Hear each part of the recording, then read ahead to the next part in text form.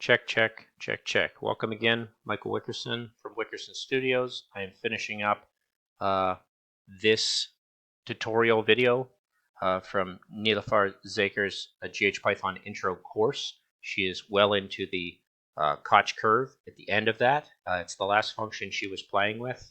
What I did was went in and took a look at what she had done.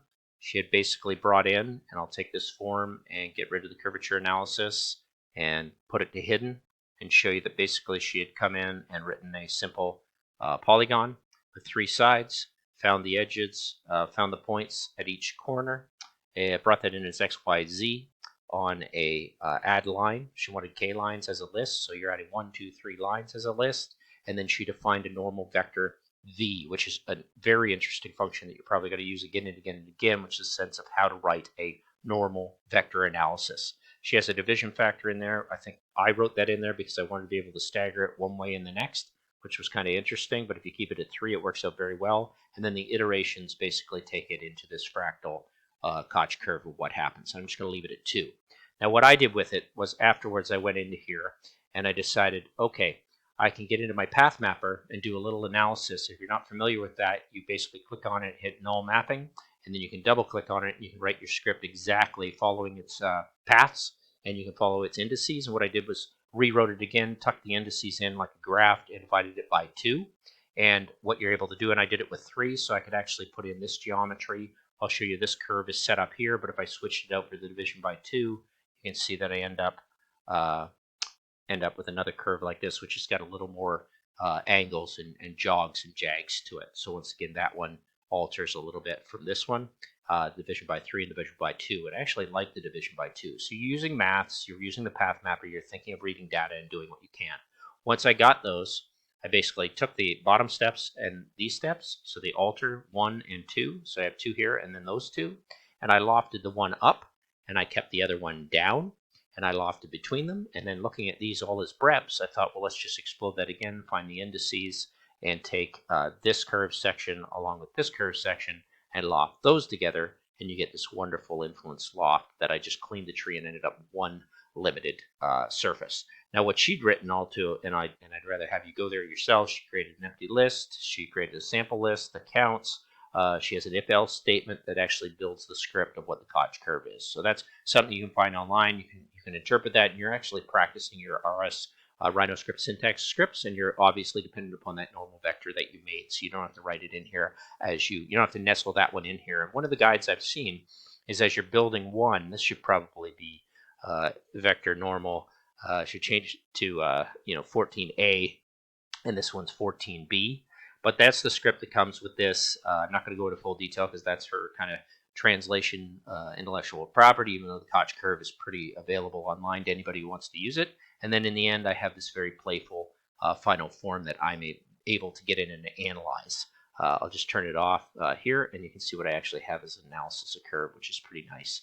And if you want to see it in a different way, you can take it into Zebra and just pop it in there, and you see what you've got going on, which is a very nice form. Now, if you start offsetting those to the normals, you're going to get a pretty cool shape. And that's still playable and interchangeable. So a 3-minute, 4-minute video to end this series. What happens in this is this whole one, I'm just going to fold in here. I'm going to take that and bring it in to add to the group. And I'm going to take that whole thing and shove it down here at the bottom. And we basically finished up the entire Python course, which I'm going to hopefully send copies to her, and I know she's approved of kind of what I'm doing and being playful with. I'll take it to Zabel, and now you've got the entire script of what she had done from functions, conditionals, loops, through points, through curves, through geometries, and then ended with advising you to get the Python in easy steps, which I have in the Head First Programming, and take a look at python.org. My next goal, well, first of all, was to jive these up, and you can see the longer ones where I tried to make some interesting scripts. My next goal is actually going to be going into here, and I'm going to grab a probably Python guide, start dealing in RhinoScript syntax in full detail and trying to find out where I have that. And what I may do is grab a cheat sheet that I pulled off of another form, which is hyperlinked, and I will go through the cheat sheet here in a sense of trying to practice every single one of these scripts. Now, of course, they're all available to you online. It's nice to have a cheat sheet like this, like adding a point, and you reference exactly how you'd end up doing that.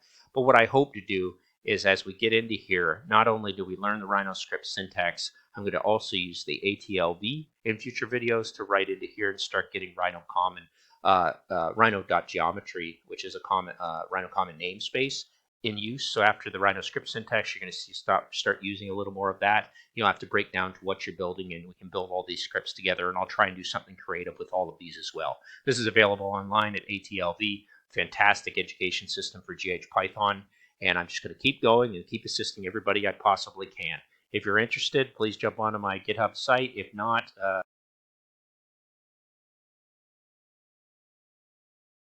editing technique, but I like to use it a little bit.